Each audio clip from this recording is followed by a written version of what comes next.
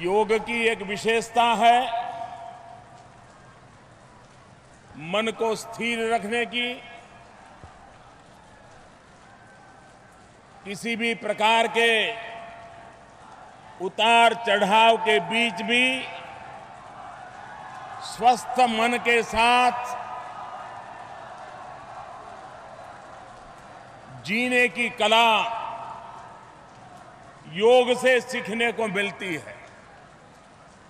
लेकिन आज मैं लखनऊ के इस विशाल मैदान में हजारों लोगों को देख रहा हूं और ये लोग ये भी एक संदेश दे रहे हैं कि जीवन में योग का तो महत्व है ही है, लेकिन अगर बारिश आ जाए तो योग मेट का भी कैसे उपयोग हो सकता है, योग दरी का उपयोग कैसे हो सकता है, ये भी लखनऊ वालों ने दिखा दिया। लगातार बारिश के बीच भी आप सब यहां डटे हुए हैं। योग के महात्म्य को बल देने का आपका ये प्रयास अभिनंदनीय है। योग स्वयं भी व्यक्ति से समष्टि तक की यात्रा करनी शुरू की है। एक वक्त था जब योग हिमालय में गुफाओं में ऋषियों मुनियों मनीषियों का ही साधना का मार्ग हुआ करता था। युग बदलते गए, सदियां बीतती गई, आज योग घर घर का, जन जन का, उसके जीवन का हिस्सा बन रहा है। विश्व के अनेक देश जो न हमारी भाषा जानते हैं, न हमारी परंपरा जानते हैं, न हमारी संस्कृति से परिचित है, लेकिन योग के कारण आज पूरा विश्व भारत के साथ जुड़ने लगा है। योग जो शरीर मन बुद्धि को जोड़ता है, वो योग आज विश्व को अपने साथ जोड़ने में बहुत बड़ी अहम भूमिका अदा कर रहा है।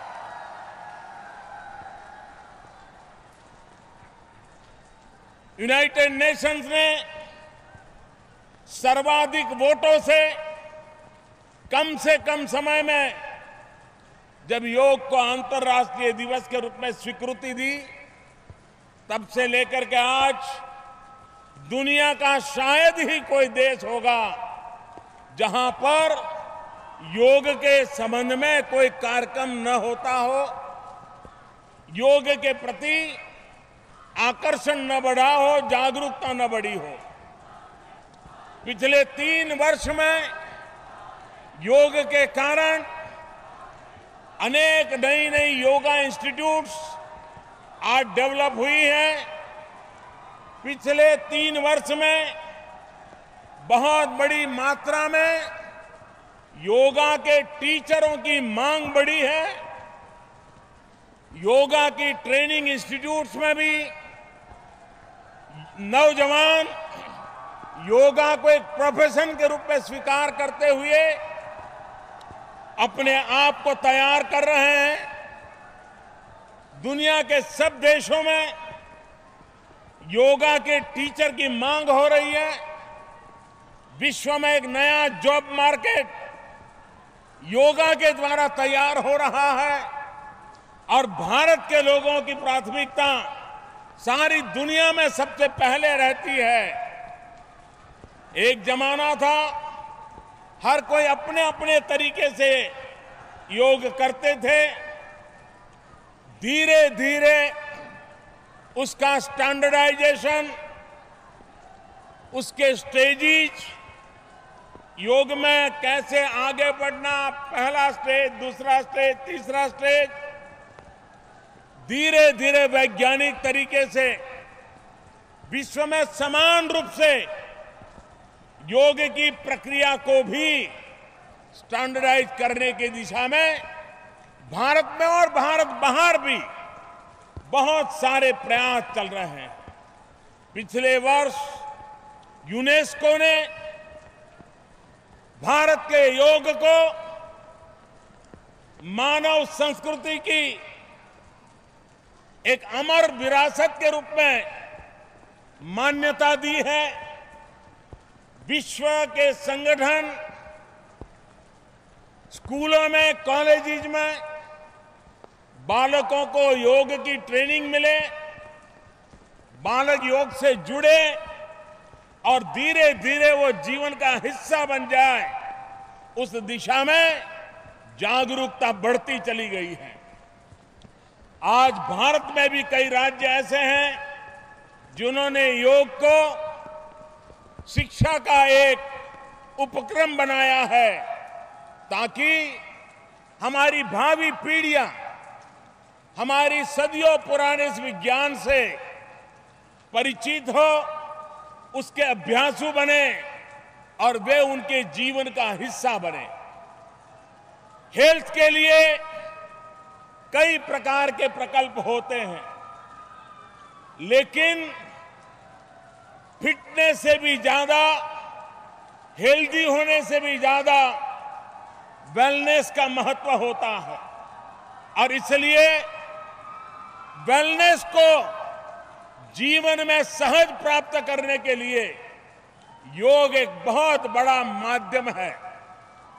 आज योग के सामने कहीं पर भी दुनिया में सवाल या निशान नहीं है।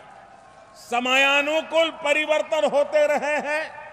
विश्व के भिन्न भिन्न समाज उसमें कुछ न कुछ जोड़ते रहे हैं।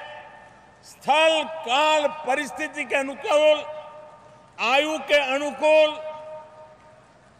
योग में उत्तरोत्तर विकास होता रहा है, उसका विस्तार भी होता रहा है।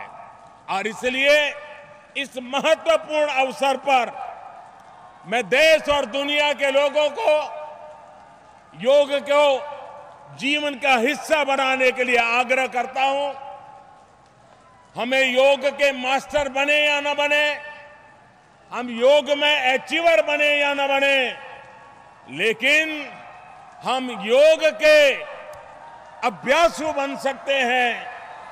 और जिस समय पहली बार योग करते हैं तो पता चलता है कि हमारे शरीर के कितने महत्वपूर्ण अंग है जिसकी तरफ हमारा कभी ध्यान नहीं गया, कितने बेकार होते गए हैं।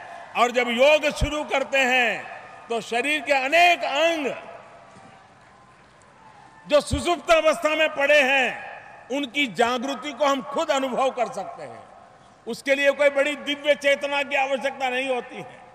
जिन्होंने पहली बार योग किया है उन सबको पता चलता है कि मेरे शरीर के अंग सुषुप्त पड़े थे, योग शुरू करने से ही उसके भीतर जागरूकता आने लगी है, चैतन्य आने लगा है। कभी कभी लोग मुझे पूछते हैं, योग का महात्म्य की बड़ी बड़ी चर्चा करते हैं, मैं बड़ी सरल भाषा में समझाता हूं। नमक सबसे सस्ता होता है, सर्वदूर उपलब्ध होता है, लेकिन दिन भर भोजन के अंदर अगर नमक न हो तो सिर्फ स्वाद बिगड़ जाता, ऐसा नहीं है। शरीर की सारी अंतर रचना को गहरी चोट पहुंचती है। नमक होता थोड़ा सा है, लेकिन पूरी शरीर की रचना में उसका महात्म्य कोई नकार नहीं सकता है, उसकी जरूरत को कोई नकार नहीं सकता है। नमक, एकमात्र नमक से जीवन नहीं चलता है। लेकिन जीवन में नमक न होने से जीवन नहीं चलता है। जैसा जीवन में नमक का स्थान है, वैसा ही योग का स्थान भी हम बना सकते हैं। कोई बहुत 24 घंटे योग करने की जरूरत नहीं है। 50 मिनट, 60 मिनट, और मैंने पहले भी कहा है कि जीरो कॉस्ट से हेल्थ एश्योरेंस की ताकत योग के अंदर है। स्वस्थ शरीर, स्वस्थ मन, स्वस्थ बुद्धि। अगर 125 करोड़ देशवासी, दुनिया के वासी अगर इस स्वस्थता को प्राप्त कर लें, तो मानव के सामने जो मानवीय विचारों के कारण संकट पैदा होते हैं, उन संकटों से भी हम मानव जाति की रक्षा कर सकते हैं।